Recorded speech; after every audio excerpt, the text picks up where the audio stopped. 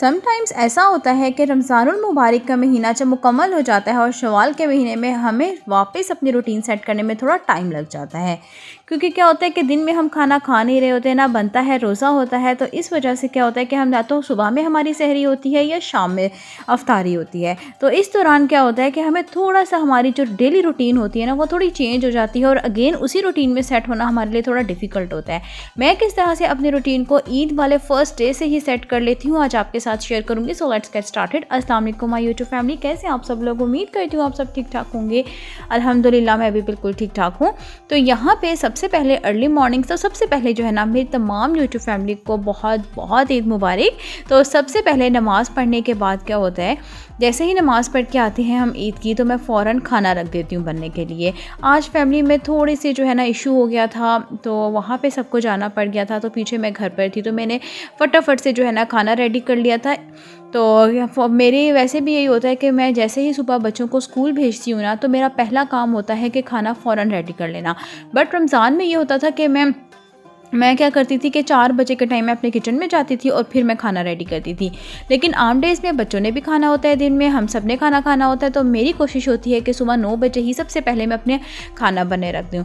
तो इससे क्या होता है कि फुल डे इतना सुकून से गुजरता है ना, आप लोगों को खाना बनाने की टेंशन नहीं होती। जब आपने किचन का काम किया हुआ होता है ना, तो बिलीव मी ऐसा लगता है कि सारे घर का काम हो गया है। मेरे साथ तो ऐसा ही होता है। आप लोग भी इस बात से एग्री करते हैं तो कमेंट बॉक्स में लाजमी बताना।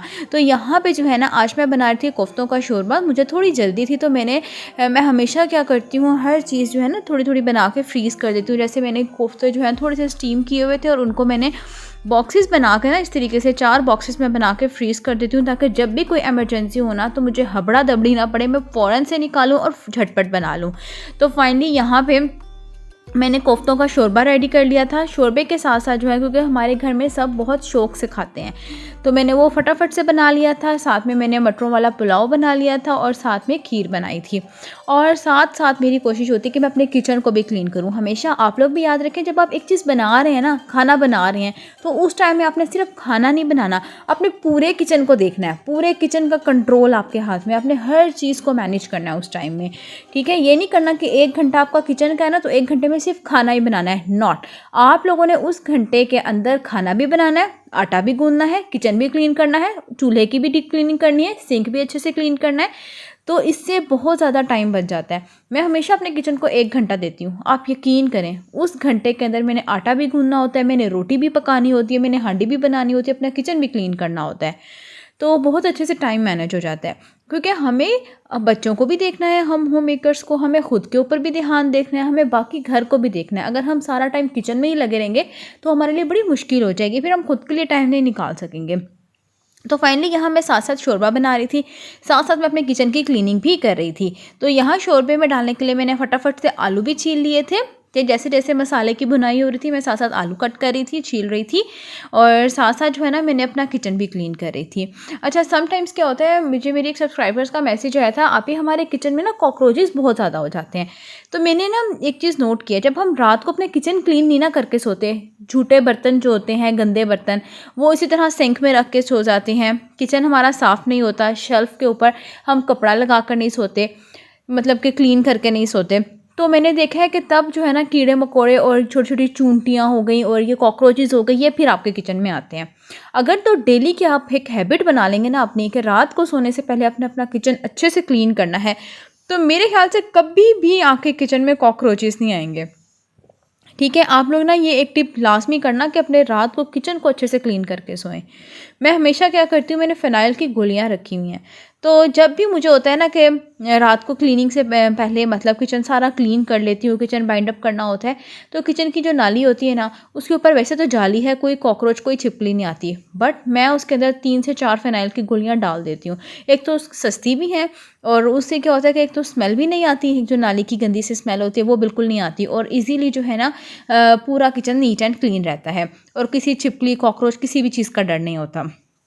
तो आप लोग भी इस तरह से किया करें। फाइनली यहाँ पे जो है ना मैंने मसाले की भुनाई भी कर ली थी साथ साथ, और साथ साथ आप लोगों से गॉसिप्स भी कर ली। और अब जो है ना इसके अंदर मैंने भुनाई करने के बाद डाल दिया था पानी, और इसके अंदर डाल दिया था मैंने कोफ्ते और आलू। मेरे बेटे को बहुत जल्दी थी, आज वो देर से उठा था, नमाज़ पढ़ के सो गया था, और जब वो उठा तो उसको बड़ी भूख लगी थी। मैंने फटाफट से खाना रेडी किया, उसको मैंने साथ ही सर्व कर दिया था। उसके लिए मैंने साथ में बनाया था पराठा। उसके अलावा जब भी आप लोग ऑयल वगैरह का काम करते हैं ना, मैं अपने किचन का जो अंदर है ना, अंदर की तरफ जो हमने यहाँ चूल्हा रखा हुआ है, यहाँ पे मैं ऑयल का काम, मेरी कोशिश होती है कि मैं बहुत कम करूँ, क्योंकि पिछले दिनों मैंने आपके साथ जो है ना वो अपने हुड क्लीनिंग की वीडियो शेयर की थी। अभी जो है ना मैं किचन के अंदर अपना ऑयल जो पराठे वगैरह होते हैं वो मैं बिल्कुल भी नहीं बनाती, बाहर मैंने चूल्हा रखा हुआ है। हमारे घर में ना ऑयल का बहुत ज़्यादा काम होता है। एक तो गेस्ट माशाल्लाह बहुत आते हैं अल्हम्दुलिल्लाह, उसके अलावा जो वैसे बिना रोज़ डेली पराठे वगैरह बनते हैं, ऑयल का बहुत काम होता है, जिसकी वजह से मेरी कोशिश होती है कि मैं किचन अंदर जो है ना वो ना ही काम करूँ, बाहर मैं पराठे वगैरह बना लेती हूँ। और आप लोगों ने मेरा हुड भी देखा था कितना ज़्यादा ग्रीसी ऑयली था, तो फिर उसको क्लीन करने में ना बहुत टाइम लग जाता है। तो फाइनली यहाँ पे मैंने साथ ही साथ अपने किचन काउंटर्स भी क्लीन कर लिए थे ना। आप लोग भी एक हैबिट बना लें, जैसे जैसे खाना बना रही है ना अपने हाथ में क्लीनिंग वाला कपड़ा रखा करें।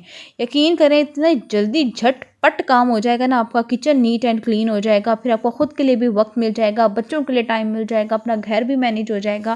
क्योंकि मैंने देखा जब घर का सारा किचन का काम हुआ हुआ होता है ना, तो ऐसा लगता है सारे घर का काम हो गया है। जब मैंने खाना बना लिया हो ना, तो मुझे ऐसा लगता है मेरे घर का हर काम हो गया है। तो फाइनली यहाँ पे ना मैंने फटाफट से सारे बर्तन भी वॉश कर लिए थे।